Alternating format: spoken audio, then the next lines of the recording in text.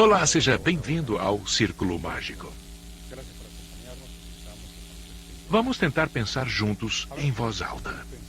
Nos últimos meses, na América do Sul, apareceram luzes intensas, sem que se soubesse a sua procedência. Luzes que surgiram no céu. E seres não reconhecíveis. Não eram parecidos com ninguém. E podemos perguntar: estarão eles entre nós? O programa de hoje é sobre isso. Até já.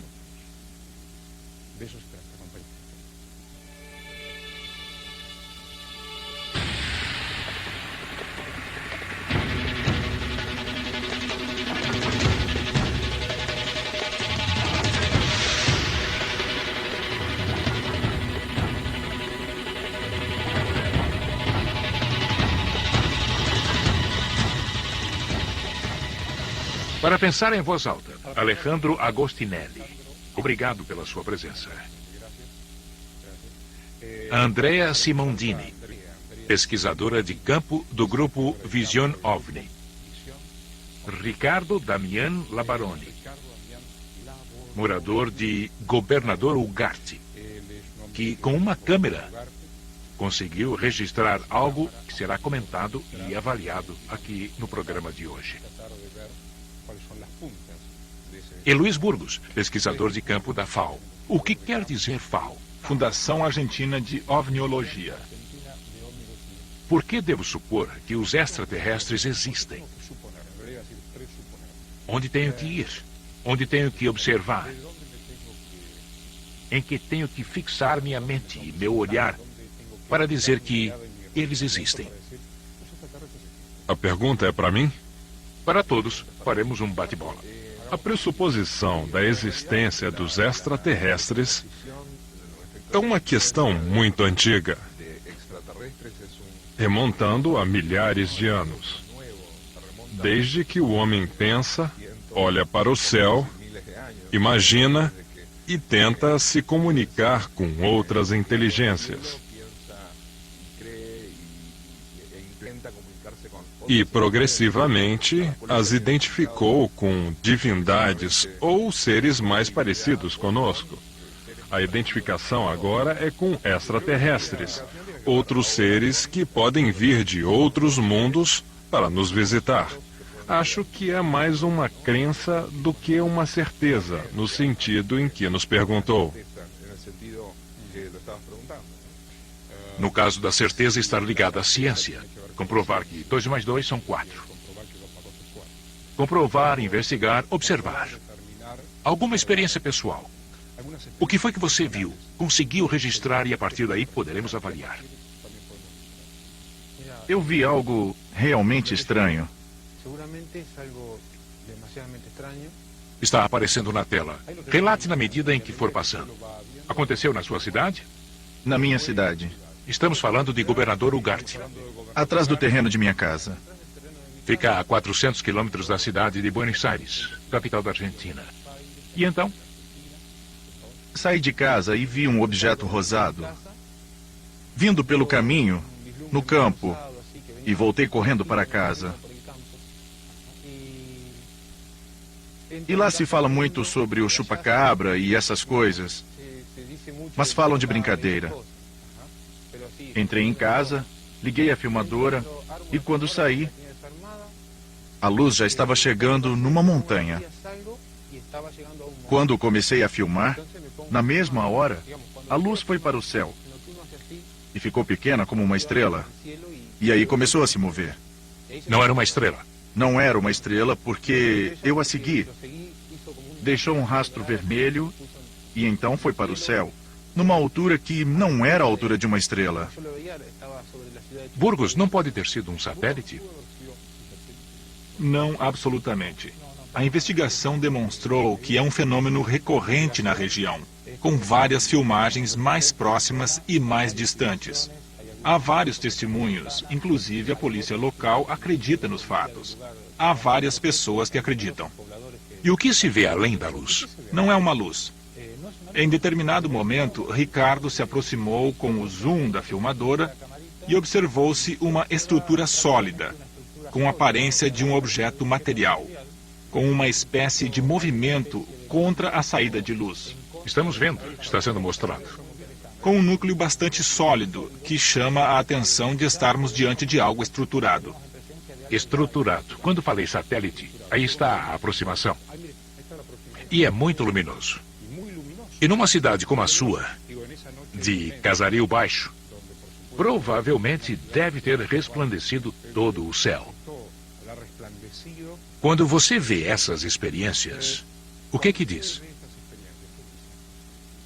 A essa altura, não me chama a atenção, porque em nossa organização tivemos a chance de pesquisar e de ver praticamente a mesma coisa. E comentei com o Ricardo que já vimos esse fenômeno em Victoria, Entre Rios, que é uma província argentina. E por que temos que presumir que são naves? Não sendo apenas cético, mas de acordo com algum dado certo, por que preciso pensar que é uma nave ou algo similar? Agostinelli. Acho que todos estão de acordo que vimos simplesmente luzes, ou um objeto não identificado, e que não é necessariamente uma nave. A nave possui uma conotação cultural muito forte, que liga o que não conseguimos explicar e os extraterrestres. O fato de não podermos explicar não implica necessariamente que seja uma nave extraterrestre. E por que a palavra extraterrestre? Por que não é uma experiência terrestre?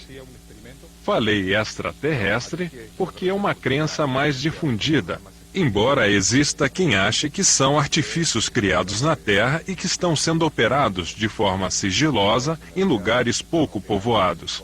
É uma outra crença bastante difundida entre os estudiosos, não entre as pessoas em geral. Exatamente. Mas eu não compartilho da opinião de Alejandro, porque pesquiso há 10 anos e há pessoas que pesquisam há mais tempo sob a hipótese extraterrestre. Isso não me leva a afirmar que, por exemplo, o que Ricardo filmou seja um OVNI extraterrestre. Mas nossa organização e muitas outras pesquisam esta teoria. Há outros pesquisadores e organizações que postulam a hipótese terrestre de potências da Terra com tecnologia avançada e que se pode explicar esse conhecimento ou o acesso a essa tecnologia. Esse é o meu caso. Sempre digo que pesquiso o fenômeno OVNI. Não sou pesquisador de extraterrestres. Se eles vêm com um fenômeno OVNI, são bem-vindos, pois é uma das hipóteses. Mas há outras que podem explicar o fenômeno. Uma delas, como disse Alejandro, são os artefatos. Não considero como experiências porque já vêm de longo tempo. Também não são armas, porque as luzes não o são. Um protótipo que cumpre uma série de missões de uma potência terrestre, a Alemanha, os Estados Unidos, o Japão, etc. Suponho que certamente sejam os Estados Unidos. Vários protótipos não. Não é apenas um. Não há apenas um padrão. E isso está incluído na problemática OVNI, supostamente extraterrestre. Estamos falando de luzes intensas, que sobem e descem, ficam maiores ou menores. No começo do programa, falamos de seres não reconhecíveis. Nas experiências de que foram testemunhas, as luzes são ou não acompanhadas de seres? São acompanhados, sim. Os famosos encontros imediatos mencionam diferentes tipos de entidades, pequenos, normais, altos. A luz não surge sozinha, eles vêm junto. Exato. Desembarcaram na Terra individualmente ou em grupo. Exemplo? Em 1991, pesquisamos um caso espetacular em Labulage, província de Córdoba. 3 meninos observaram um dos casos de maior quantidade de seres no mundo. 15 entidades ou seres diminutos, supostamente extraterrestres, que em fila indiana se deslocaram e se movimentaram por um bosque de eucaliptos. A 100 metros de onde estavam os meninos, e os meninos observaram durante 3 ou 4 horas, até que as entidades desapareceram e depois a luz do objeto, que havia se apagado, retornou. No começo a luz havia se apagado. O mais interessante é que quando a luz retorna, as vacas que estavam no local formaram um círculo onde o objeto ficou estacionado. O caso de Labulage é um dos mais surpreendentes da presença de humanoides registrado na Argentina. Como isso complementa o que disse com a teoria dos OVNIs terrestres? Porque parecem ser entidades diferentes, não é? Sim. Eu não me prendo muito ao fato de que o ser seja alto, baixo, tenha a cabeça grande, use vestimentas. Eu considero como um detalhe a mais apenas. Mas eu não conheço muitos terrestres com essas características. Você conhece, aposto. Nós não conhecemos muitas coisas que sobrevoam os céus e que, dentro de alguns anos, iremos conhecer oficialmente. As potências de imperialismos diferentes começaram a se rearmar depois da Segunda Guerra Mundial e surgiram fenômenos. E nessa nova maneira de dividir o mundo, que surpresas os impérios manejariam para nos surpreender? Vamos fazer uma pausa. Até já. Círculo Mágico. Sobre as potências.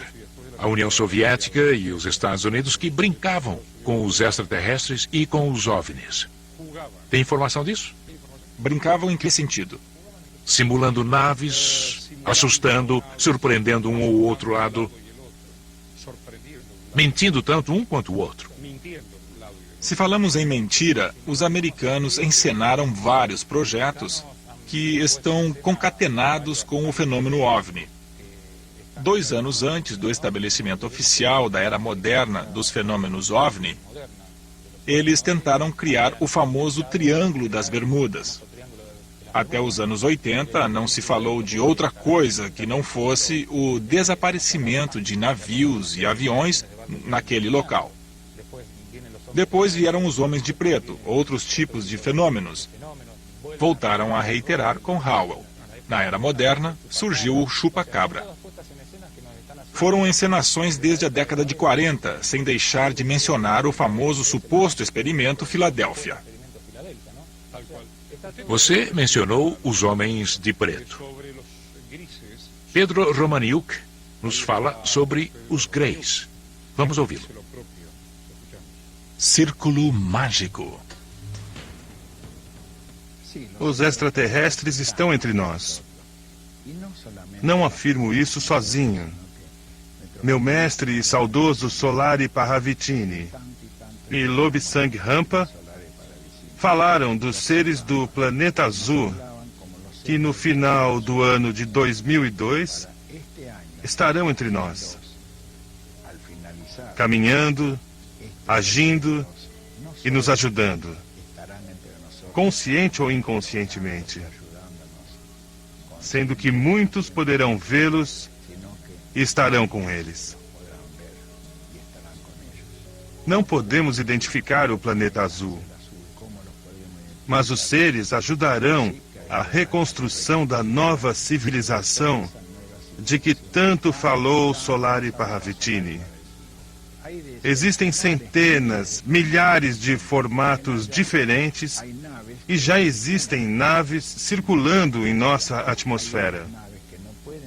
Há outras que só podem permanecer na exosfera.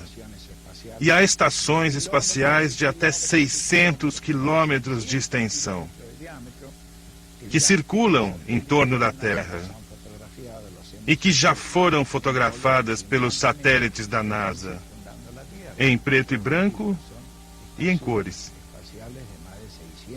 enquanto as que descem e atuam aqui na atmosfera são naves pequenas, de 2 a 6 metros de diâmetro, que interagem com as forças gravitacionais e com as reações provocadas pela atmosfera do planeta Terra.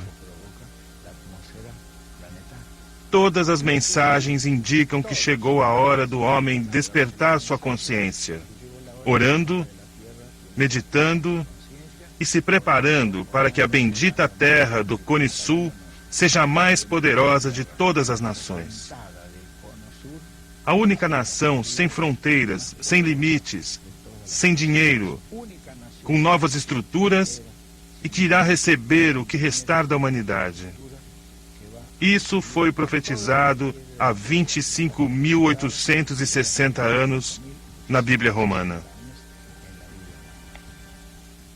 Quando Pedro Romaniuk afirma que é assim, com a certeza que lhe é característica, o que acham? Digo que uma das características clássicas do discurso neorreligioso contemporâneo é misturar ao mesmo tempo pressupostas afirmações com caráter científico e dogmas de fé. O discurso de Romaniuk deve ser lido nessa linha, sem pretensões de desqualificá-lo como pessoa, pelo contrário. Depois de muitos anos de conhecê-lo, acho que ele desenvolveu uma doutrina pessoal a partir de supostos conhecimentos científicos que somente ele conhece e não pode transmitir. Por isso, deixam de ser científicos. A informação científica tem que ser transmissível, verificável, o que não acontece com as afirmações de Romaniuk. Temos que entendê-lo a partir de um discurso religioso moderno, onde há ingredientes técnicos misturados com afirmações reveladas de algo que está por vir. As profecias de Parravicini foram cumpridas. Devemos apenas lembrar o ataque às Torres Gêmeas, comparado aos desenhos de Parravicini. Como todos puderam ver nos programas especiais, onde havia a Estátua da Liberdade partida em duas. Mas além dos fundamentos, quando afirmam que viram algo, o que você viu? Particularmente vi luzes. E em determinada oportunidade, tive a chance de ir ao encontro do que chamamos de entidades não associadas, que são entidades, seres, vistos quando não há ocorrência do fenômeno OVNI. Quando há o fenômeno, luzes, objetos, e aparece alguma entidade, ela é denominada entidade associada. Costumamos realizar experiências de campo permanentemente assistidas por uma equipe. Nós vamos ao local onde as testemunhas afirmam ter visto ou onde ocorre o fenômeno. Em certa ocasião, tive a chance de ver uma entidade normalmente chamada de Grace, mas que eu chamei de Gasparzinho, o fantasma, porque era uma coisa bastante parecida com transparência.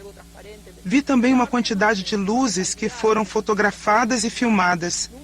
Nunca consegui ver algo claramente material, apesar de que numa fotografia revelou-se algo estrutural e não luminoso. Quando falamos de Romaniuk, obtivemos informações relacionadas com a ciência e com a fé. O responsável pelo Observatório do Vaticano, um jesuíta chamado George Cohen, afirma estar convencido da existência de OVNIs. E, além disso, diz que é uma loucura pensar que o homem possa estar sozinho no universo. Sem levar em conta o misticismo e o Todo-Poderoso, não podemos negar o que é evidente. Você afirma que viu a luz, mas há luzes evidentes. Qual foi a sua experiência visual documentada? Bem, nós estávamos no campo, perto de uma fazenda. Foi então que vimos uma luz no local, onde não há nenhum caminho. E dessa luz saíam várias luzes pequenas. Era como se houvesse uma nave, como se fosse uma nave-mãe, e as outras naves menores em volta. Eu estava com uma outra pessoa que era dali do lugar e que tem uma caminhonete que sempre passa por aquela estrada. Vamos agora ver a imagem que você filmou. Uma luz que aumenta à medida que você vai filmando, não é isso? É uma imagem... Não fica parada. Meu amigo Raul estava ao lado dela, de caminhonete, e não viu. Eu estava em casa e a vi. Aí está. Quanto tempo durou o fenômeno? Da primeira vez que filmei, mais ou menos 12 ou 13 minutos. Em certos momentos, parei de filmar porque elas vinham voando e paravam. Zigue-zagueando. Faziam zigue-zague até se fixarem. Se entrecruzavam e paravam. De uma cor só? As maiores são vermelhas. Vermelha, verde água, alaranjada. As cores são misturadas. Dá para notar que há um núcleo. Vemos a luz do tamanho de uma bola e há um centro. Como um ovo frito. Sim, parecido com isso. Chegou a desejar uma aproximação? Na primeira vez que filmei, o dia estava nublado. E quando chegou em cima de mim... Aí está ela, mais próxima agora. Não digo que sim, nem que não. Ficou em dúvida? Desejou que ela viesse? O que aconteceu? No meu caso particular, a partir das experiências, comecei a querer indagar e saber mais. Nem todas as pessoas têm a mesma reação. Os pesquisadores, por exemplo, têm a necessidade de saber mais sobre qualquer coisa. Mas foi o que senti. Mencionei a América, mas vi que há numerosas experiências na Argentina. E também numerosos documentos. Colón, província Entre Rios. Em Corrientes, Salta. É impressionante. E todos coincidem, inclusive geograficamente, em pontos opostos. No momento, na Argentina, ocorre o que nós denominamos de uma onda. A onda de 2002 está entre as 7 ou 8 maiores ondas que houve na Argentina desde 1947. Mais de 250 casos de OVNIs avistados já foram registrados de janeiro até agora. 250 casos. Às vezes a NASA parece indiferente. E em outras, há a suposição de que guarda informações. Qual a verdade? Não estamos muito ligados na NASA. Mas a Força Aérea do nosso país? Na Argentina, o assunto vem sendo estudado pelos militares desde a década de 60 e há numerosos documentos com testemunhos. A partir de 62, a Marinha e a Aeronáutica começaram a pesquisar e nós, pesquisadores, Alejandro, Andrea, temos muitos documentos daquela época, nos quais constam grupos especializados investigando o fenômeno OVNI. Em outros países, houve uma certa ingerência no tema OVNI, assim como atualmente na Argentina. Por isso, o que vem da NASA não considero como sendo estudo sobre o fenômeno OVNI. Se há algo oculto, acho que é mais em termos militares, da OTAN ou da Aeronáutica Americana, por exemplo. Quem esconde os segredos? Por quê? Até já. Círculo Mágico. Segredos sobre os OVNIs. Eu me pergunto que tipo de segredos a Força Aérea dos Estados Unidos guarda para que todos falem a respeito deles. Acho que essa preocupação está bastante ligada às crenças esotéricas, ocultistas, paranormais. Geralmente, há uma tendência de cultuar aquilo que desconhecemos e que gostaríamos de saber. Alguém que está acima deve conhecer, não? Acham que esses seres estão aqui entre nós? Há provas disso? Ou faz parte do imaginário coletivo? Primeiramente, precisamos saber se fala de extraterrestres ou de tripulantes de OVNIs. Qual é a diferença? Seria muito difícil discernir se um tripulante de OVNI é terrestre ou extraterrestre. Um piloto da aeronáutica americana passaria totalmente despercebido na Cage Florida e um anão verde com antenas e de tamanho diminuto não passaria. Ou seja, não concordo que os extraterrestres estejam entre nós.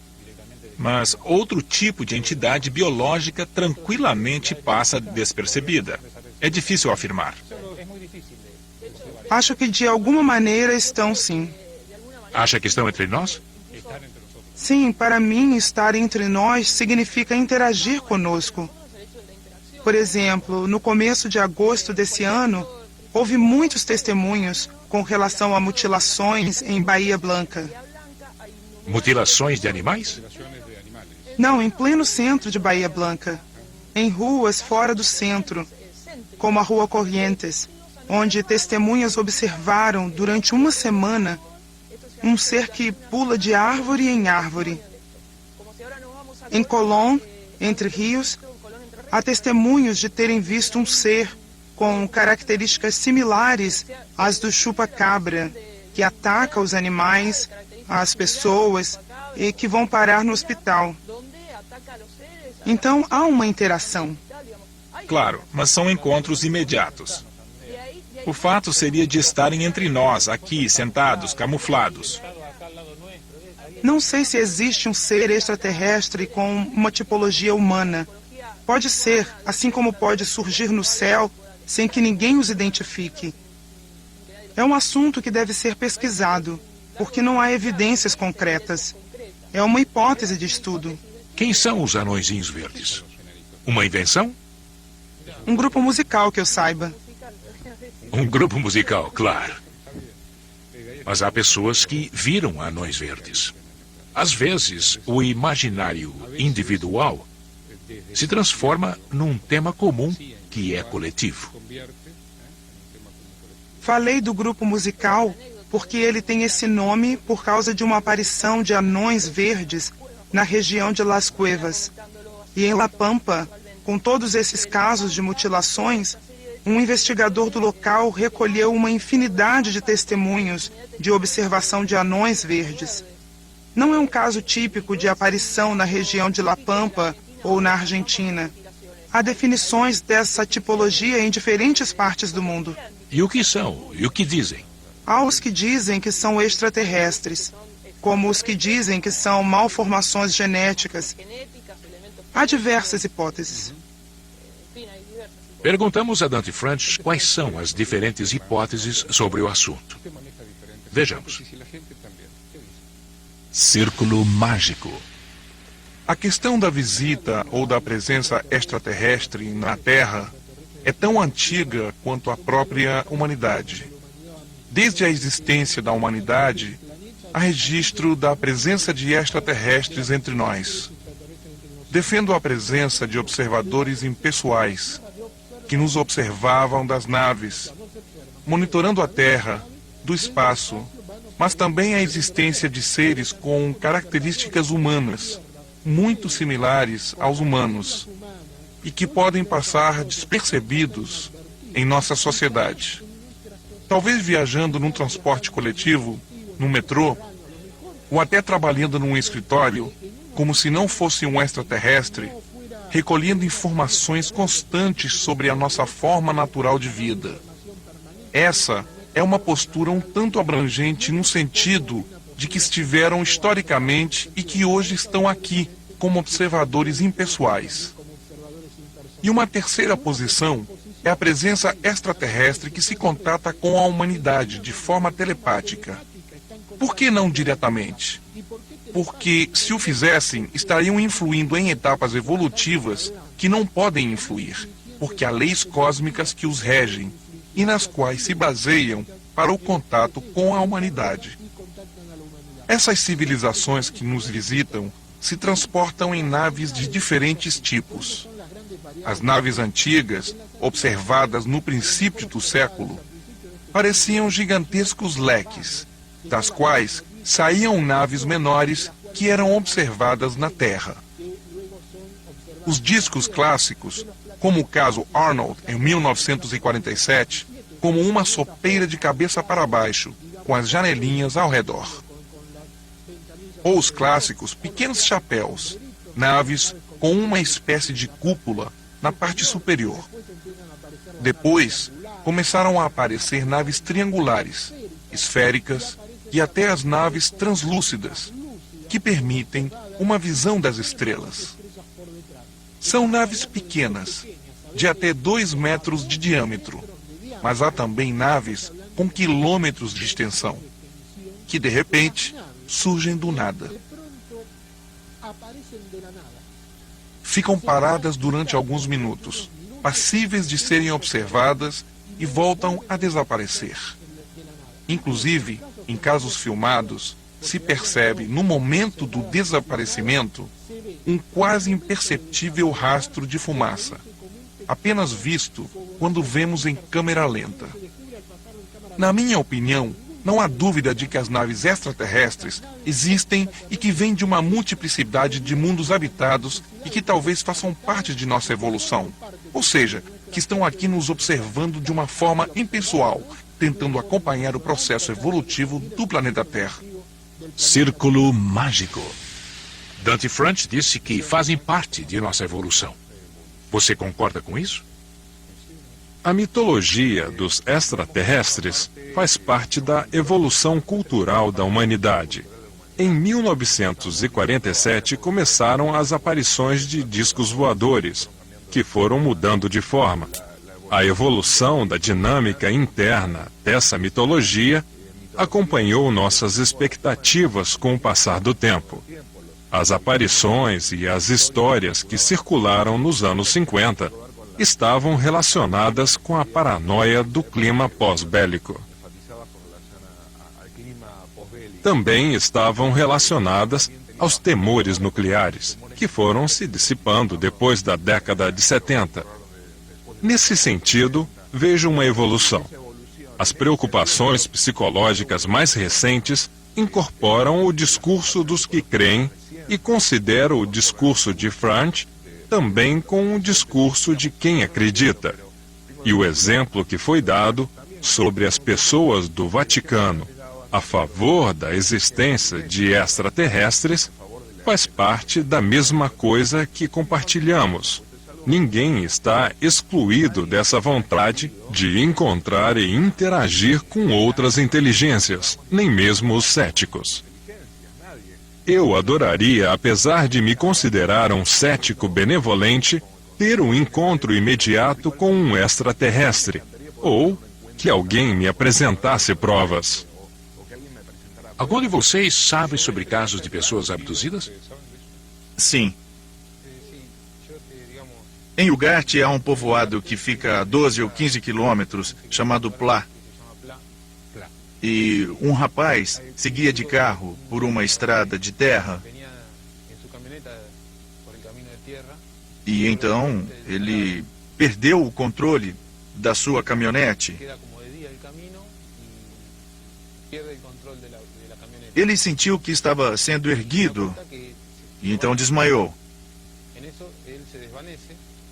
Ele contou que ouviu vozes que diziam para que ficasse tranquilo, porque nada ia acontecer.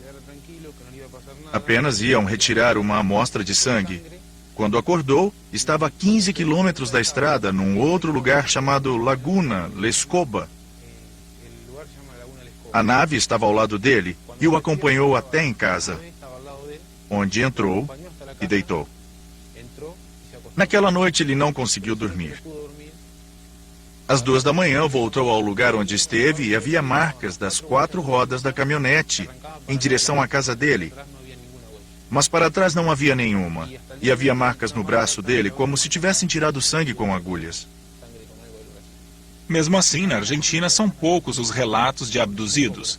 Há de 5 a 12 relatos de casos ao longo de 5 décadas de aparições, ou seja, praticamente não há casuística de abduzidos, comparada aos Estados Unidos e em países da Europa, onde há uma infinidade de casos.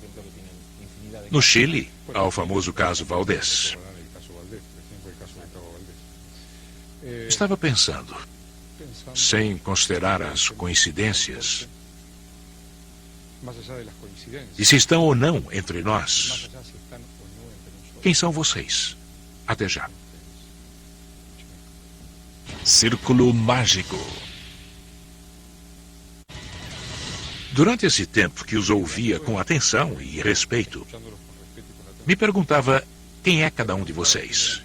Não que sejam seres extraordinários, e até podem sê-lo para seus entes queridos, mas eu falo em seres extraordinários deste planeta. Você acha que é um ser deste planeta, sem considerar que seu pai e sua mãe o conceberam e o colocaram nessa terra? Sim, totalmente. Por quê? Porque me sinto terrestre. Não tenho nenhum tipo de conceito nem de preconceito de que venha de outro planeta, por mais que me digam isso 1001 vezes. Sou um terrestre que desde os 13 anos pesquisa outras formas de vida, supostamente extraterrestres. Há vida inteligente além da Terra? Estou convencida que sim. Porque se observamos as experiências e os relatos de outros pesquisadores, há evidências de uma tecnologia evoluída. Não sei se são civilizações mais antigas, mas acho que são mais evoluídas do ponto de vista cultural e também tecnológico. Enquanto se ouviam, percebiam que há coincidências? O que sentia enquanto ele relatava sendo de cidades, povoados diferentes?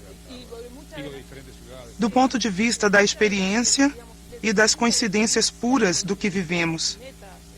Você acreditou nele? Totalmente. Em que você não acreditou? Acreditei em tudo que foi dito.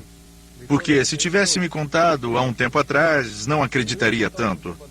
Porque nunca havia visto nada. É preciso ver para crer, como diz o ditado?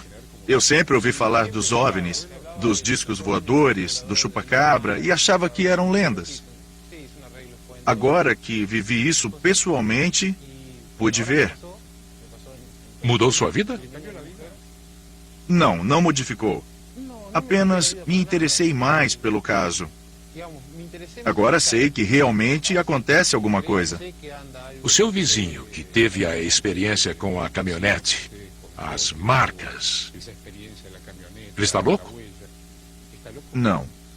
Como ele ficou depois do episódio e viu que não havia marcas no chão, que apareceu do outro lado? Quando ele contou, as pessoas acharam que estava meio louco. E ele parou de contar. Sei que fez um tratamento, mas hoje tudo está bem com ele. Um tratamento psiquiátrico? Sim, porque ficou com muito medo de sair. Veja só, isso é um dado. Teve medo que voltasse a acontecer? Claro, não queria sair de casa e, além disso, as pessoas achavam que ele estava louco, que era mentira e que não havia acontecido. Hoje em dia, ele é uma pessoa normal como as outras. Nunca deixou de ser? Claro que não. Imagino, não sei. E quando a imaginação e a fantasia se misturam com a verdade, como é? O tempo todo.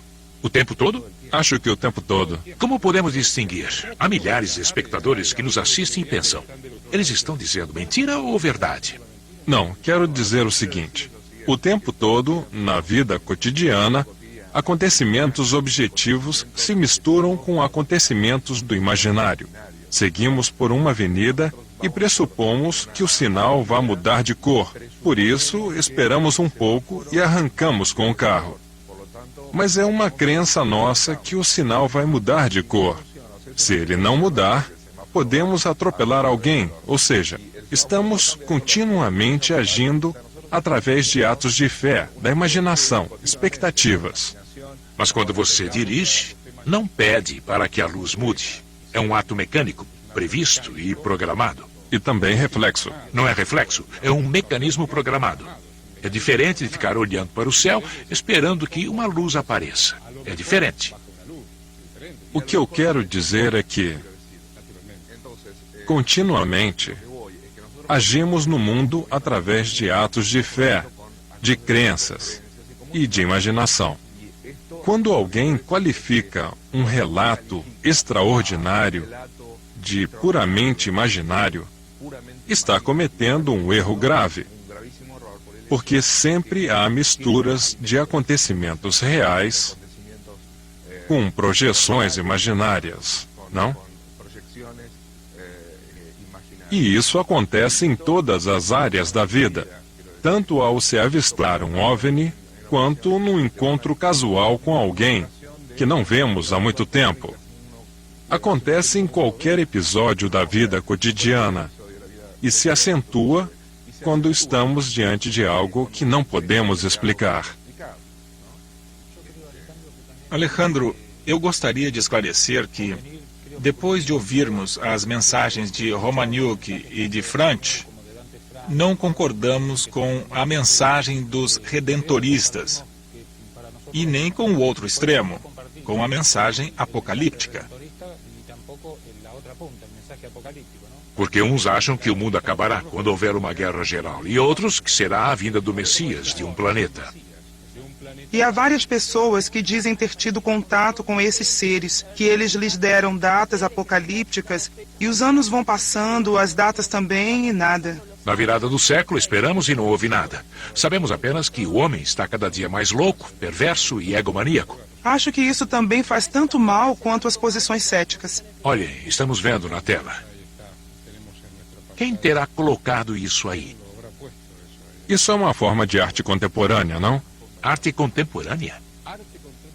E que explicação damos a ela? Eu estou vendo que há diferenças culturais entre vocês. Começamos a ter diferenças. Porque se tomarmos a concepção de arte, o artista seria magnífico, com potencial para cobrir quilômetros de distância. Seria a mesma coisa que alegar que as mutilações seriam obra de um animal. Acho que as posições extremas são complicadas, porque impedem que haja uma pesquisa realmente interessante do fenômeno. Até podemos concluir que seja uma arte campestre, mas não sei. Mas quem foi que fez? Quem será que colocou a Mona Lisa? Por exemplo, as pirâmides, tanto as do Oriente como as dos Andes. Os mexicanos, que têm a possibilidade de escalá-las e subi-las. Não se sabe como foram parar lá. São um fenômeno? Você não tem a impressão que existem encenações como essa há 50 anos, sem solução, e que vão continuar aparecendo? Está certo. E politicamente não tem explicação. Há pouco mencionamos os apocalípticos com as profecias que não se cumprem. Você mencionou? Não fiz isso, não falei isso. Sim, falou sobre Romaniuk e suas crenças religiosas. Disse que ele tem um discurso religioso, mas não o desqualifiquei. Fiz uma descrição apenas. É a sua opinião e eu a respeito. Já estou aqui há quase 600 programas e aprendi a ouvir. Uma das coisas que agradeço a esse canal, aprendi a ouvir e a tolerar. Mas você tem sua opinião particular, que talvez seja redentorista. Não. Quem falou sobre redentorista foi ela. Quero dizer que, nesse discurso apocalíptico, ligado às profecias religiosas, também existe um pouco no ambiente, nos que acreditam em OVNIs, porque sempre estão esperando a última prova, revelação, o momento. E essas provas demoram a aparecer. Há sempre uma tensão com relação ao grande momento, à grande verdade. Até agora não apareceu, e acho que graças a essa ausência de uma evidência final que convença os céticos da existência do fenômeno, a expectativa se mantém viva. discordo do que acaba de dizer, porque acho que a evidência finalmente apareceu. E nos Estados Unidos há um bom exemplo disso. Há anos eles criaram uma comissão de cientistas com a opinião de que o fenômeno OVNI não oferecia ganhos para a ciência. Mas há 5 anos, criaram um painel no qual, a partir do achado de uma partícula de uma bactéria de Marte e com os achados de pilotos, transportes aéreos, dizem que agora o fenômeno OVNI pode ser valioso para a ciência. É importante esclarecer que não se trata de dizer que o fenômeno OVNI seja de procedência terrestre ou extraterrestre, mas há um grande avanço no momento em que o fenômeno OVNI em si é declarado valioso para a ciência. Culturalmente é importante para nós, que investigamos o fenômeno OVNI do ponto de vista extraterrestre. Porque a sociedade humana também tem um papel, não? Convenhamos que desde 1947, e aí concordo com Alejandro, nos informam que o contato será iminente. Já se passaram mais de 50 anos e continuamos esperando por esse famoso contato. Você sabe que há 1 ano também estão procurando Bin Laden. Ele também é um arquétipo de um inimigo fantasma bem claro, com um objetivo de guerra. Em geopolítica, a cada momento as coisas vão sendo mimetizadas, segundo os interesses do império. Pode ser conveniente que ele não apareça. É bem provável. E pode ser conveniente que o fenômeno OVNI também não tenha solução, como o Triângulo das Bermudas, e aos que querem prosseguir com um fato que foi mantido durante 20 anos, apesar de todos saberem que não existe mais. Felicidades para todos vocês. Muito obrigado, felicidades, e nos encontramos a qualquer momento no Círculo Mágico. Tchau.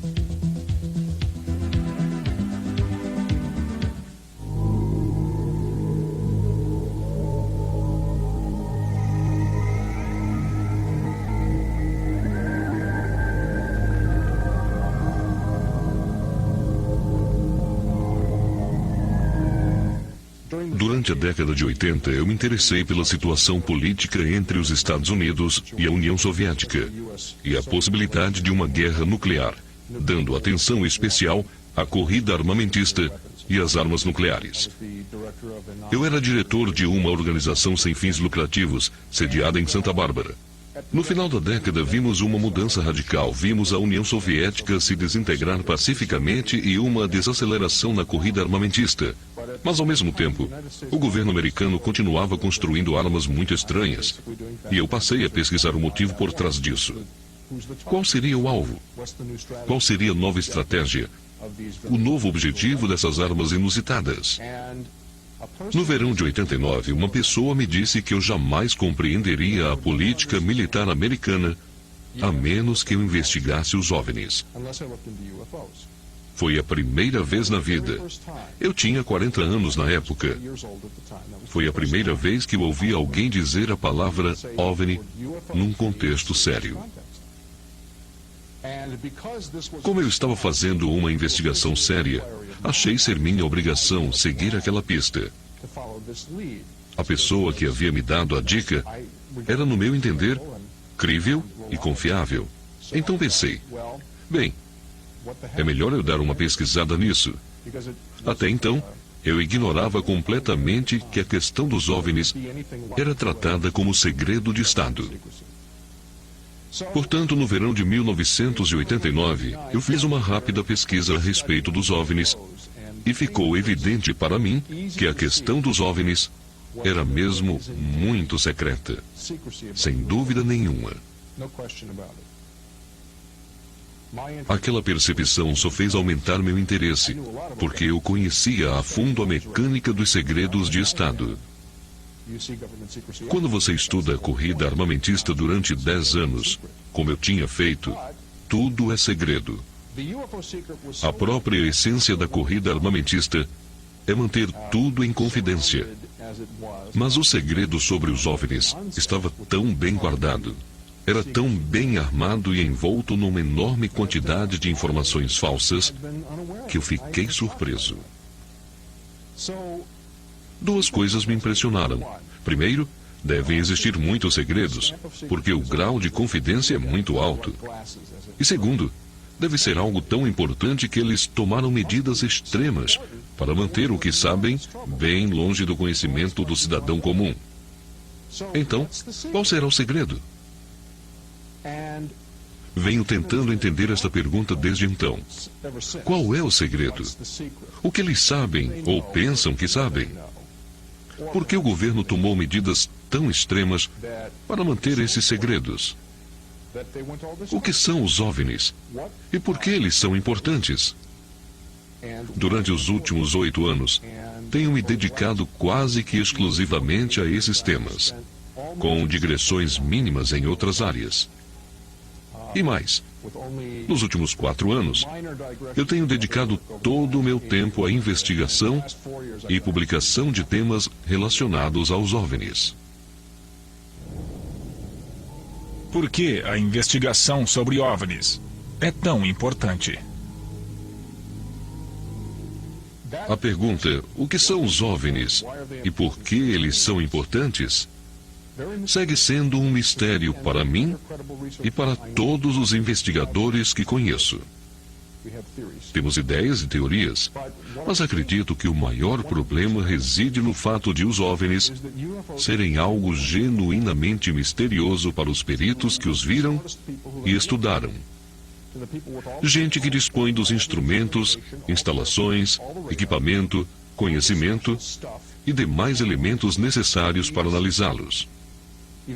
Apesar disso tudo, esse fenômeno continua sendo uma fonte de mistério, e isto é muito preocupante. Vou dar um exemplo. No verão de 96, passei algum tempo com Nick Pope, que trabalha no Ministério da Defesa da Grã-Bretanha. Ele trabalhou 4 anos como oficial de informação na Secretaria de Segurança Aérea. Seu trabalho consistia em acompanhar informes sobre OVNIs que vinham de todo tipo de gente na Grã-Bretanha, inclusive cientistas, civis, funcionários de aeroportos, etc. Nick começou o trabalho completamente cético, achando que essa conversa de OVNIs era uma grande baboseira. Mas 4 anos depois, quando entregou o cargo, ele estava convencido de que o espaço aéreo britânico era violado com frequência por naves de outro planeta. Então, em 4 anos, um funcionário do Ministério da Defesa da Grã-Bretanha passou do ceticismo ao convencimento. Em 96, Nick escreveu um livro chamado Céus Abertos, Mentes Fechadas, no qual ele expressa o que ele considera a verdade. Agora pergunto, como é que ele chegou a essas conclusões?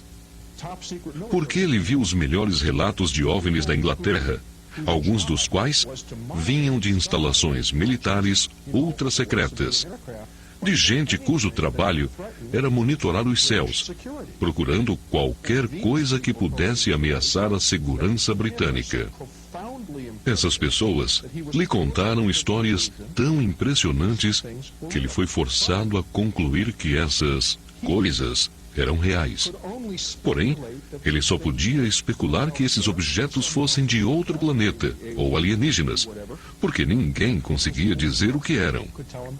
Ninguém chegou a ele e disse: "Não se preocupe, é o novo superavião americano, o novo superavião britânico ou uma nave russa." ninguém sabia e ninguém conseguia dizer a ele, de cara lavada, que eram gases. O planeta Vênus, uma chuva de meteoritos e as outras besteiras que as pessoas às vezes chamam os OVNIs. Este é um exemplo, mas eu falei com muitos peritos, com muitas pessoas em posições elevadas, gente que não tem nenhuma crença metafísica nos OVNIs. Profissionais cujo trabalho é plantar os pés no chão e descobrir que diabos está havendo. E eles sabem, melhor do que a maioria dos civis, que os OVNIs existem, que são profundamente misteriosos e que têm todos os indícios de uma tecnologia de outro planeta. Naturalmente, isto bate de frente com todas as nossas expectativas, com tudo que nos disseram ser a verdade. Não, as pessoas não podem voar até aqui de outros planetas. Isto não acontece. Mas se você conversar com gente da Força Aérea, as chances são de que você vai encontrar pessoas que acreditam em OVNIs. Quais são os obstáculos na investigação de OVNIs? Um dos maiores problemas na avaliação de um relato de OVNI é o fato de a tecnologia humana ser extremamente avançada. Algumas naves terrestres são altamente secretas e não existem oficialmente. Temos vários exemplos disso ao longo da história, onde um novo avião foi lançado, colocado em serviço e categoricamente desmentido durante anos a fio, mesmo estando em serviço. Só muito tempo depois é que descobrimos a verdade. No começo dos anos 60, a CIA recebeu um avião incrivelmente avançado, que nem a Força Aérea possuía. Mais tarde, esse avião seria batizado de SR-71, o Blackbird, e viria a ser o mais famoso avião de reconhecimento de todo o mundo. Em 62, porém, esse avião era capaz de fazer coisas inimagináveis. 30 anos depois, ainda é um avião impressionante. O quanto melhoramos no campo da fabricação de aeronaves? Muito, sem dúvida alguma. O que podemos fazer agora? Bem, só existem rumores do que podemos fazer. Alguns boatos dizem que já temos aviões que alcançam 8 ou 9 vezes a velocidade do som. Outros boatos dizem que temos aviões que podem sair de órbita e voltar. Alguns desses aviões podem ter sistemas de propulsão muito exóticos. Alguns podem ser indetectáveis e supervelozes. Uma combinação que ainda não existe oficialmente. Mas o mais estranho é que é possível que tenhamos, pelo menos no estágio experimental, algum tipo de propulsão antigravitacional. Circulam boatos sobre isso há anos. E alguns desses boatos provêm de indivíduos do alto escalão da indústria aeroespacial. Só que ninguém conseguiu encontrar provas de que podemos fazer isto. Agora, se eu pudesse assegurá-los de que temos algum tipo de propulsão antigravitacional, todo o comportamento atribuído aos OVNIs seria explicado. Poderíamos dizer, como dizem algumas pessoas, não se preocupe, não são alienígenas, porque nós temos este sistema de propulsão, e isso explica tudo.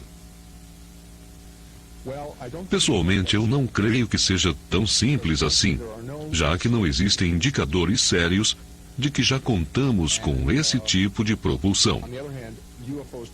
Por outro lado, o comportamento dos OVNIs requer uma propulsão antigravitacional. Portanto, existe uma lacuna aqui que eu acho que nós ainda não conseguimos atravessar. Só sei que algumas aeronaves humanas são capazes de coisas incríveis e que, às vezes, quando alguém acha que está vendo um OVNI fazendo coisas absurdas, está vendo uma aeronave humana. Qual é o ponto de vista da NASA a respeito de OVNIs? A NASA sempre disse que, basicamente, não tem nada a comentar sobre os OVNIs. Eles sempre mantiveram que o programa espacial nunca avistou OVNIs ou alienígenas. Sempre disseram que os astronautas que foram à Lua, por exemplo, nunca viram nada. Alguns astronautas, porém, disseram que viram coisas inexplicáveis. Um punhado deles tem feito declarações contundentes recentemente, mas notavelmente Gordon Cooper, que diz há anos que teve contatos imediatos no começo dos anos 50 e que está convencido de que os OVNIs são naves extraterrestres. Mais recentemente, Edgar Mitchell, um dos astronautas que caminharam na Lua, disse que, apesar de não ter visto OVNIs pessoalmente, acredita que outras pessoas os viram e que existem alienígenas em nosso meio. Mitchell é uma pessoa bastante influente no programa espacial, mas a política oficial da NASA é que não existe uma presença alienígena na Terra.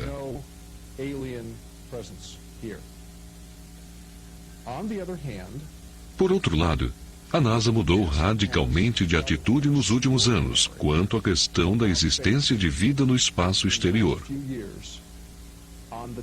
Desde o começo dos anos 60, um pequeno grupo de astrônomos vem tentando encontrar provas de vida inteligente nas galáxias distantes usando radioastronomia ou radiotelescópios. Durante anos, o programa foi motivo de discórdia entre a NASA e o Congresso, que jamais simpatizou com seus objetivos. A maioria dos cientistas, aliás, dizia que era uma tolice. O programa SETI, dedicado a encontrar vida inteligente mediante o uso de radiotelescópios, tem tido como defensores alguns poucos, porém destacados cientistas. Gente como Carl Sagan, recém-falecido, Philip Morse, do Instituto Tecnológico de Massachusetts, e o astrônomo Frank Drake, que basicamente inventou o programa SETI no começo dos anos 60. Mais recentemente, o programa SETI ganhou uma sobrevida porque a NASA decidiu que encontrar vida no espaço exterior é uma ótima ideia. Eles se deram conta disso por dois motivos. O mais importante sendo que esta pesquisa seria uma fonte inesgotável de recursos, algo muito importante para a NASA. Os dois motivos que tornaram isto possível foram, em primeiro lugar, a confirmação de que há um santo grau de planetas em torno das estrelas, algo que se especulava há anos, mas que só foi provado recentemente. Os primeiros dados realmente sólidos só chegaram no outono de 95, indicando a presença de um planeta em volta de outra estrela. Depois, eles encontraram mais um e mais outro, e de repente, eles passaram a encontrar esses planetas em quase todas as estrelas consideradas hospitaleiras. Sabemos que existem estrelas que não devem ter planetas, e as que os têm devem ser planetas incomuns. Mas o que podemos resumir disso tudo é que os planetas devem ser muito comuns. E isto é uma ótima notícia para aqueles que querem encontrar vida. Este, portanto, foi o primeiro grande passo. O segundo grande passo foi a tremenda controvérsia quanto à existência de vida em Marte. Em agosto de 96, eles anunciaram a incrível descoberta de um meteorito. O meteorito chamou muita atenção porque as provas eram discutíveis. Todo mundo sabia disso. Todos estavam a par da fragilidade das provas. Mas o interessante foi a postura da NASA desde o começo. Eles disseram: nós afirmamos que isto é vida. Vocês que provem que estamos errados. É uma postura muito interessante porque a NASA só entrou nessa discussão de vida extraterrestre recentemente. Eles se deram conta, porém, de que isto era incrivelmente atraente para eles e para a opinião pública, e que seria o caminho ideal para obter financiamento. Para todos os efeitos, eles se valeram de uma ciência muito dúbia para fazer uma enorme manobra política. Disseram basicamente: pois bem, sabemos que as provas são incompletas, mas não seria fantástico se isso fosse verdade? Não seria bom seguir em frente para descobrir mais? Todo mundo adorou a ideia. O Congresso ficou empolgado. O presidente Clinton deu seu aval. E agora nós temos uma política nova e super agressiva para a exploração de Marte. Eu, pessoalmente, sou a favor disso tudo. E também acho que a NASA está sendo um pouco oportunista. Mas isso é aceitável se eles obtiverem resultados. O X da questão aqui é se existe algum tipo de vida em Marte. Ou se algum dia chegou a existir vida em Marte. Mesmo que seja uma bactéria insignificante. Será um passo enorme a favor da ideia de que existe vida no universo. Se tivéssemos 2 episódios de vida num mesmo sistema solar, teríamos a prova cabal de que podem existir outros seres no espaço exterior. Novidades sobre o meteoro marciano.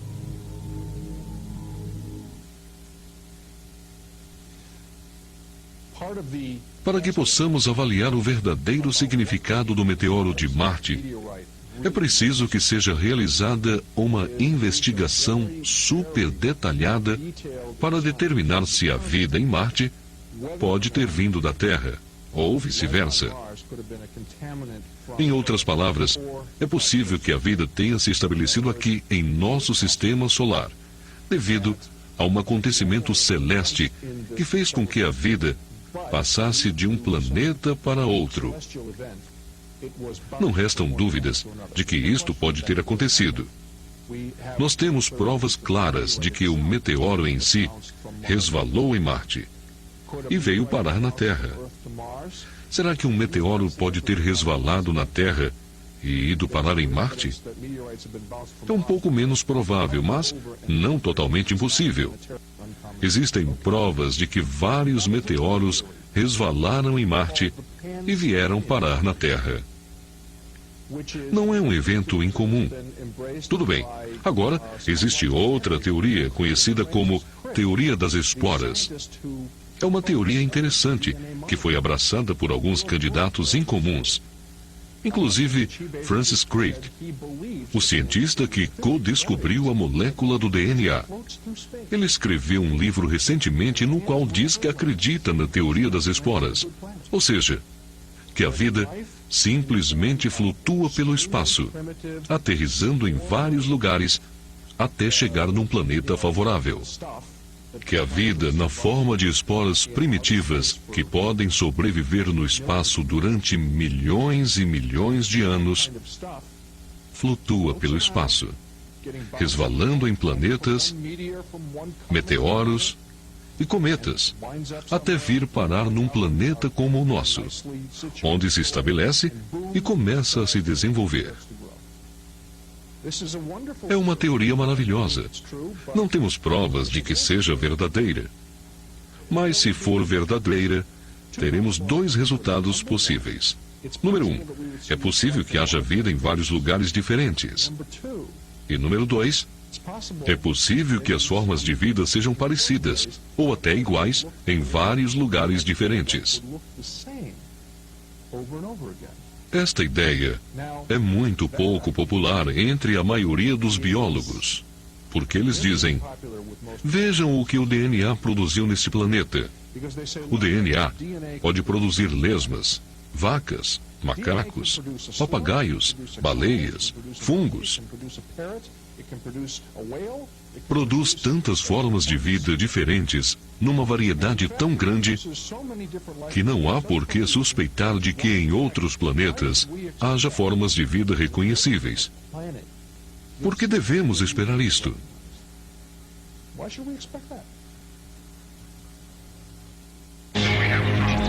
Estamos apresentando Infinito OVNI. Governo.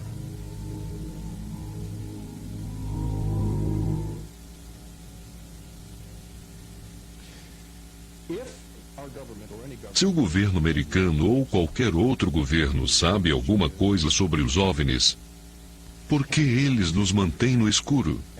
O que há de tão importante, perigoso ou assustador para mantê-los calados? Como é que podemos preencher essas lacunas?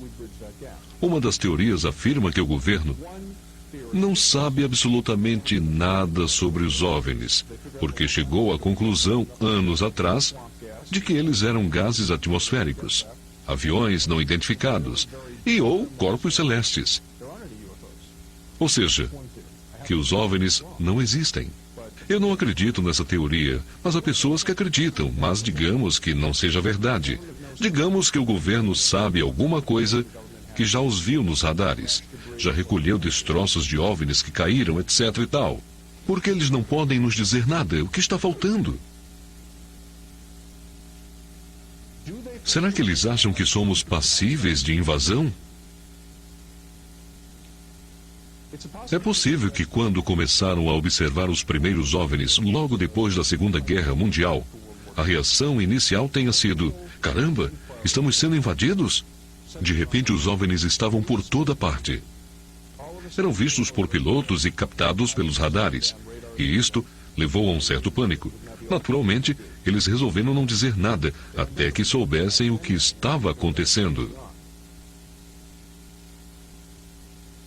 Em 1952, a CIA estava disposta a dizer ao presidente Eisenhower que ela não achava que os OVNIs representassem uma ameaça à segurança nacional. Considerava, porém, que o interesse público nos OVNIs podia ser arriscado. Portanto, ela afirmou: temos de convencer as pessoas de que os OVNIs são uma grande tolice para que eles sejam esquecidos.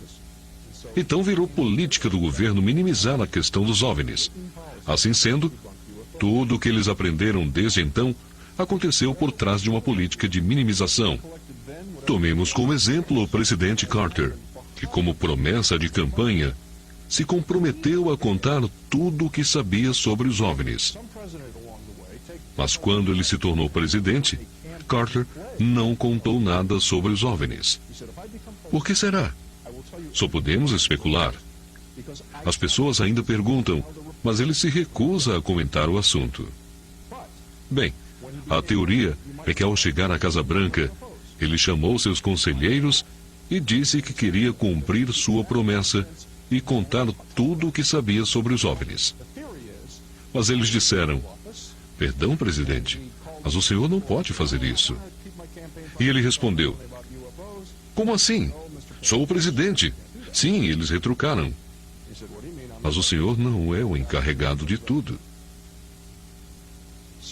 Portanto, existe a teoria de que até mesmo os presidentes recebam muito pouca informação privilegiada e que eles não tenham permissão para falar sobre o que eles descobrem. É bem possível que eles não descubram muita coisa. Se pudéssemos injetar Clinton com o soro da verdade e forçá-lo a nos dizer tudo o que ele sabe, é bem provável que ele tenha muito pouco a nos dizer. O governo está dizendo tudo o que sabe sobre os OVNIs. Só posso especular, como outros pesquisadores, que em algum lugar secreto nas entranhas do governo existe um repositório de informações que seriam muito importantes para que pudéssemos compreender a história toda. Não se sabe quem controla essas informações, ou o que teria que acontecer para que elas fossem divulgadas. Aparentemente, existem segredos de longa data, informações colhidas pelos padrões de hoje de maneira imprópria, ilegal e inconstitucional. Nós já vimos exemplos disso recentemente. Coisas que se justificavam devido às tensões da Guerra Fria não são aceitáveis nos dias de hoje. Portanto, a pergunta é: quantas pessoas ficariam em apuros? Quais os ícones políticos de nossa nação que ficariam mal perante a opinião pública nos últimos anos de suas vidas? Valeria a pena sacrificá-los? Não seria melhor esperar até que não estejam mais aqui? Muita gente acha que é isto que falta. Que essas pessoas teriam de morrer para que a história fosse contada. O que mais? Muitas pessoas que fizeram voto de confidência, especialmente os militares, estão se encontrando pela primeira vez e conversando sobre suas experiências. Tivemos algumas reuniões em Washington e em outros lugares, nas quais essas pessoas começaram a falar. Existe um movimento em andamento para que essas pessoas deem seus testemunhos num inquérito governamental. Uma dessas reuniões foi presenciada pelo astronauta Edgar Mitchell, que depois comentou com um repórter, e a história foi parar na imprensa. Edgar Mitchell disse que quando entrou naquela sala, viu gente do alto escalão das Forças Armadas por toda parte. Depois, ele se sentou para ouvir suas histórias. E quando saiu, comentou que estava boquiaberto com o que ouviu. Isto foi relatado ao repórter e saiu no jornal. Ele disse: "Eu nunca vi um OVNI, mas eu estive numa sala cheia de gente de altíssima patente e eles tinham visto OVNIs. Não posso negar as histórias que essas pessoas contaram. Acho que falaram a verdade e isto significa que os OVNIs existem." Edgar Mitchell, portanto, ficou muito impressionado. O objetivo agora é colocar essa gente perante o Congresso. O que é preciso para que isto aconteça? Afinal, essas pessoas fizeram um voto de confidência. Elas podem falar entre si, mas não podem falar conosco ou com o Congresso. Então, o que é preciso para que isto aconteça? Um perdão presidencial? Uma anistia dos votos de confidência? É possível que isto dê certo, e já existe um movimento em andamento para que isto aconteça. Então, estamos num período de espera no qual começa a surgir um consenso de que existem coisas que precisam ser contadas, e que existem pessoas que podem e que querem contar o que sabem. Mas existem também várias barreiras políticas no meio disso tudo. Muitas mentiras, muita intriga, e uma forma de pensar antiga que ainda causam muita tensão. Será que temos condições de superar essas barreiras? Acho que é uma questão de tempo. Existe pressão agora e creio que estamos começando a ver algumas aberturas nesse processo. Isto tudo nos leva a presumir que não será preciso um grande evento para que isso aconteça. Mas pode haver, porque os OVNIs continuam aparecendo. Portanto, o outro cenário é que, enquanto toda essa discussão política está acontecendo aqui embaixo, os alienígenas, quem quer que sejam, estão pensando: esses humanos nunca vão revelar o que sabem, a não ser que aterrissemos no Jardim da Casa Branca. É o cenário do Jardim da Casa Branca. Será que isto pode acontecer? Quem sabe? Isto não significa que será um evento como no filme O Dia em que a Terra Parou, no qual um disco voador aterriza em frente da Casa Branca. Não digo isto, mas existem cada vez mais relatos de OVNIs acontecendo pelo mundo afora, muitos dos quais registrados em vídeo. Será que um evento desses pode provocar alguma coisa? Penso que sim. As aparições são mais comuns agora do que antes?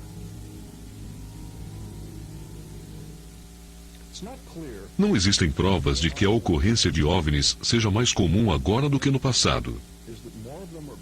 O que sabemos ao certo é que nunca tivemos tantos eventos gravados em vídeo.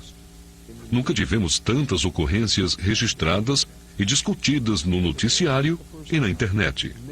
Hoje em dia, com milhões e milhões de pessoas na internet, a informação está sendo transmitida com mais liberdade e democracia do que nunca. Isto é muito importante. Hoje em dia, temos um retrato muito mais claro desses eventos em nível internacional, porque a internet rompeu muitas das barreiras que detinham o fluxo de informação. Portanto, o que sabemos ao certo é que temos mais relatos de OVNIs, mas isto não significa que tenhamos mais OVNIs. Seria preciso um estudo caríssimo para calcularmos se temos mais OVNIs.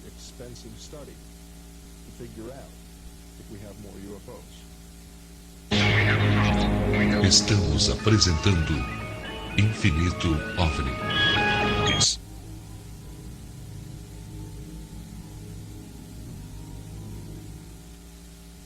Os OVNIs se apresentam numa enorme variedade de tamanhos, formas e comportamentos.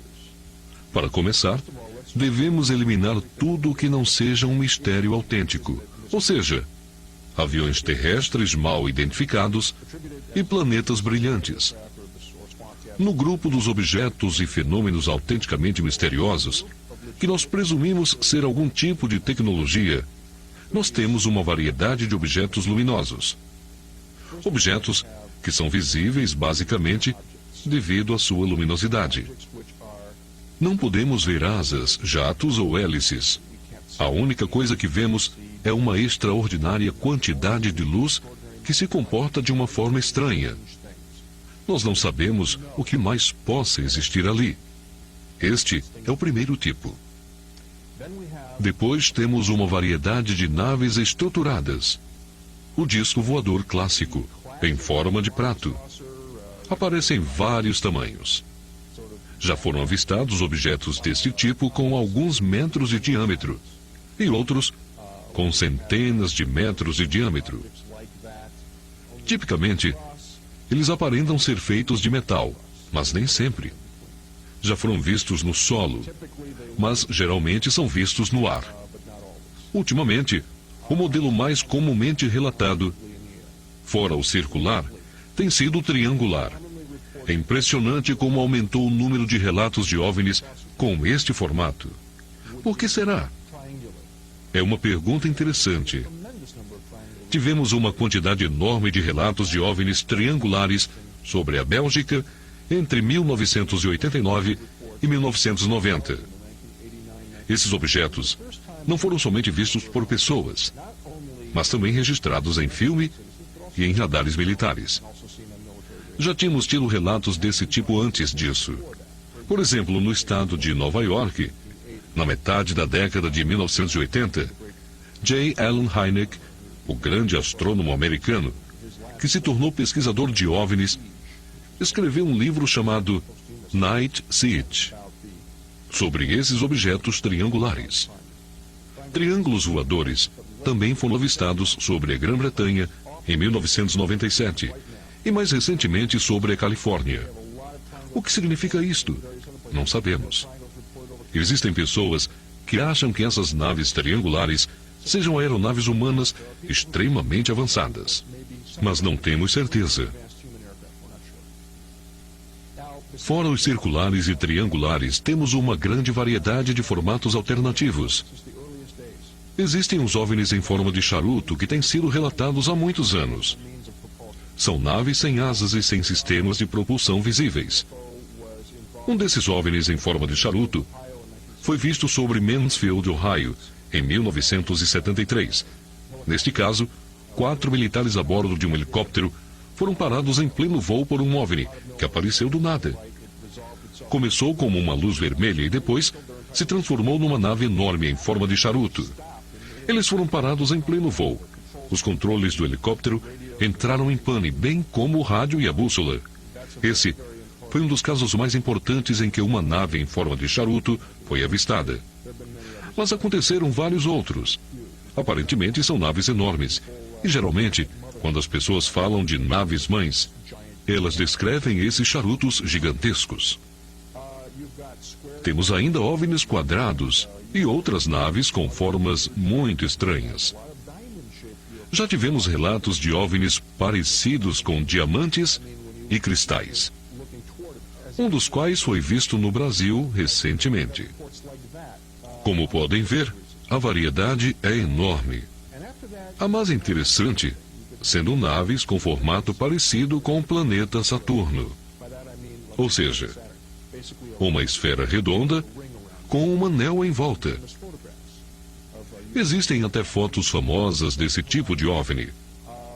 Podemos traçar uma comparação com a variedade de veículos motorizados que temos aqui na Terra. São carros, caminhões, motocicletas e outros veículos estranhos, grandes, médios e até pequenos. Os OVNIs parecem seguir este mesmo padrão de variedade. Tipos de alienígenas.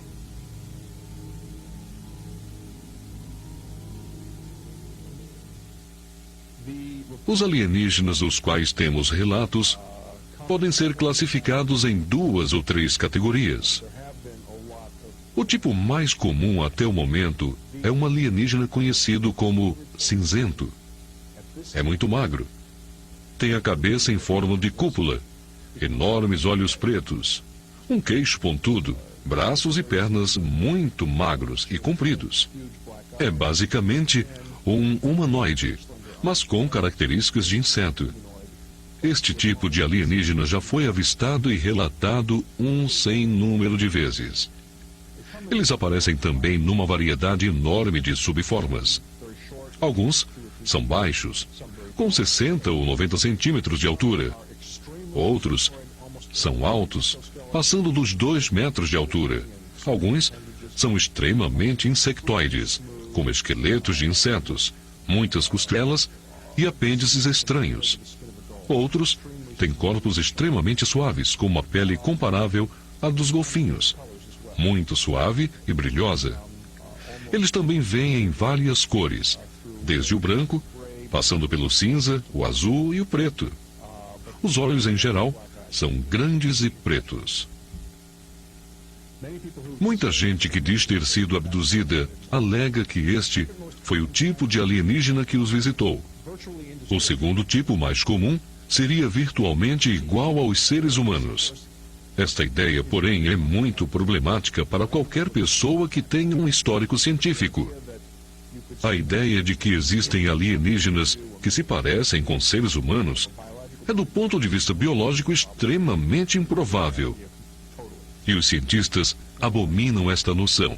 Mesmo assim, seres com aparência humana são o segundo tipo mais relatado. Este tipo, portanto, aparece em muitos relatos. Depois, temos vários outros tipos, o terceiro mais comum sendo a espécie reptiliana, que vem em várias formas e tamanhos. As características mais comuns seriam uma aparência reptiliana, pele com escamas na cor verde ou marrom, traços faciais muito pronunciados, com muitos dentes, garras e etc. Depois temos uma gama de criaturas, algumas peludas, outras parecidas com anões, duendes, e uma fauna de personagens de aparência bastante incomum. Para finalizar, existem os chamados seres de luz. Muitas pessoas consideram que estes personagens são anjos ou seres espirituais de algum tipo. Outros pensam que é uma outra forma de os alienígenas se mostrarem. Existe, portanto, uma variedade muito grande. Novidades sobre a seita Portal do Paraíso.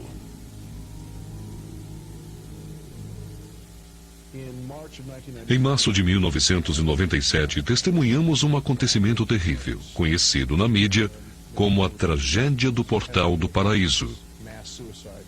Um suicídio em massa perto de San Diego, na Califórnia. Do ponto de vista da pesquisa de OVNIs, foi um evento muito infeliz.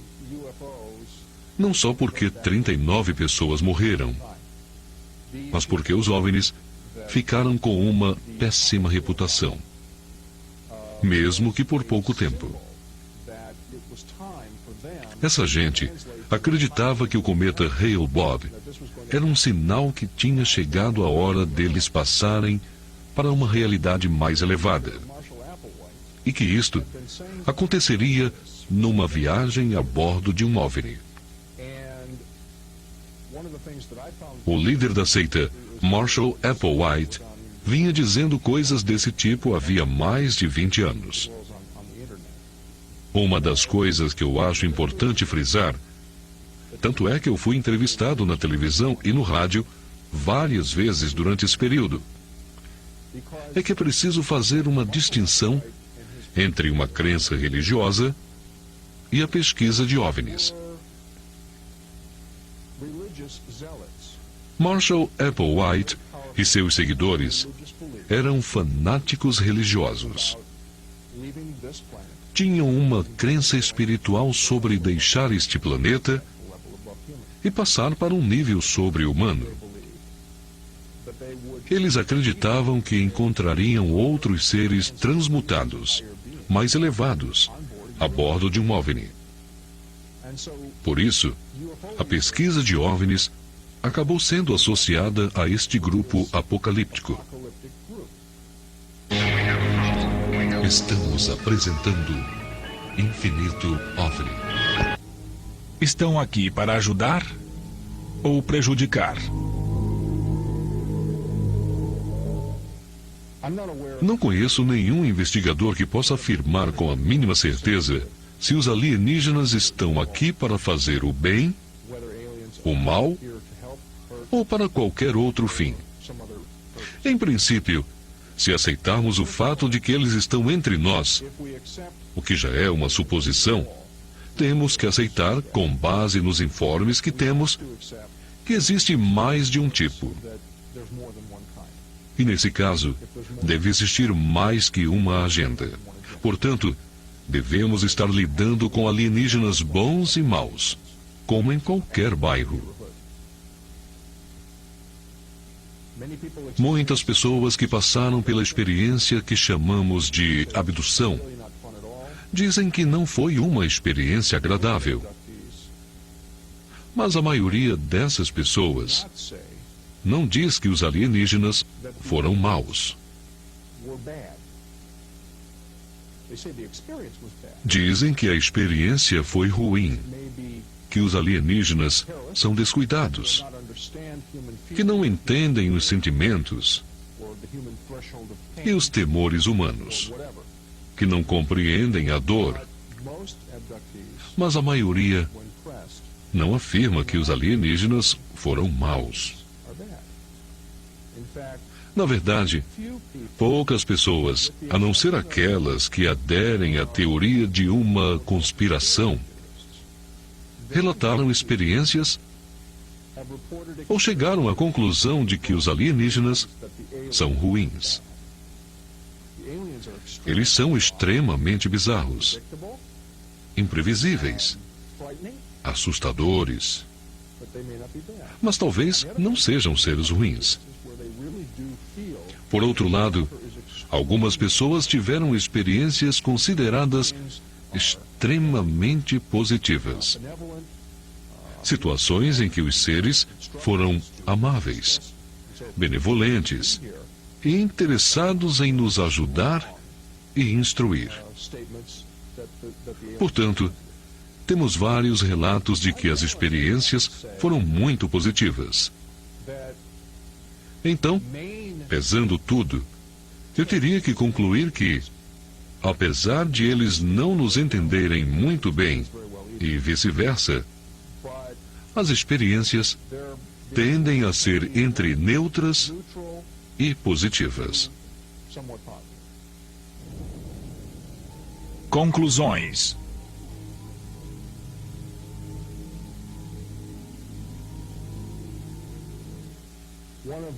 Uma das grandes especulações entre os pesquisadores de OVNIs é que talvez exista algum tipo de civilização interplanetária no espaço exterior.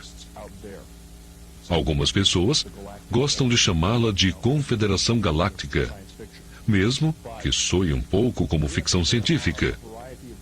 Mas se existe uma gama de seres inteligentes capazes de vir até aqui, graças a alguma tecnologia avançada, é provável que eles se conheçam e que tenham algum tratado, acordo cooperativo ou governo no espaço. É uma possibilidade. A pergunta é: onde se encaixam os seres humanos nisso tudo? E mesmo que tudo isso seja ficção científica e nunca venha a acontecer, o que acontecerá conosco? Nós estamos à beira de nos tornar uma civilização interplanetária. Disso estou convencido. A única coisa que poderia impedi-lo seria uma catástrofe do tipo nuclear ou outro evento parecido que destruísse nossa civilização. Fora disso, se conseguirmos avançar pacificamente, nós adentraremos o espaço. Começaremos aprendendo formas mais rápidas, seguras e baratas de voar pelo sistema solar. Nos dias de hoje, voar para qualquer lugar em nosso sistema solar é difícil, perigoso e caro. Mas nós vamos melhorar nisso. Vamos voltar à Lua. E nos próximos 10 ou 20 anos, devemos voar para Marte. Pouco a pouco, transformaremos essas aventuras extremamente arriscadas em empreendimentos economicamente viáveis. Esta é a direção que vamos tomar. Será a próxima fase do destino humano. Passaremos de uma espécie presa a um planeta para uma espécie que poderá expandir seu alcance para territórios inexplorados, tal como os humanos sempre fizeram.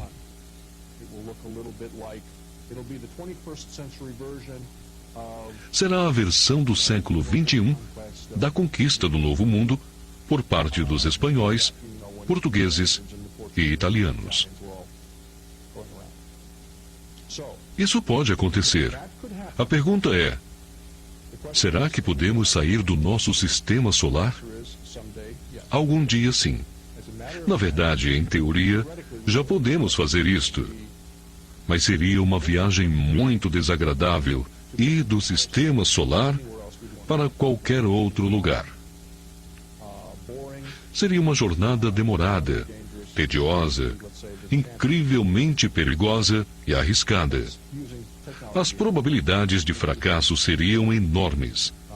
Mas isso usando a tecnologia que temos agora. Se melhorarmos a tecnologia, tudo é possível, até mesmo voar mais rápido que a luz. Curiosamente, até pouco tempo atrás, quase todos os físicos diriam que isso seria impossível. Mas este pensamento mudou. Hoje em dia, existem projetos de pesquisa baseados na premissa de que é possível voar mais rápido que a luz. Por exemplo, várias instalações da NASA têm projetos pilotos para estudar sistemas de propulsão exóticos. As pessoas que fazem parte desses projetos acreditam que é possível voar mais rápido que a luz e estão procurando formas de se fazer isso. Portanto, se conseguíssemos esse feito, daqui para outra estrela, seria simplesmente uma longa viagem.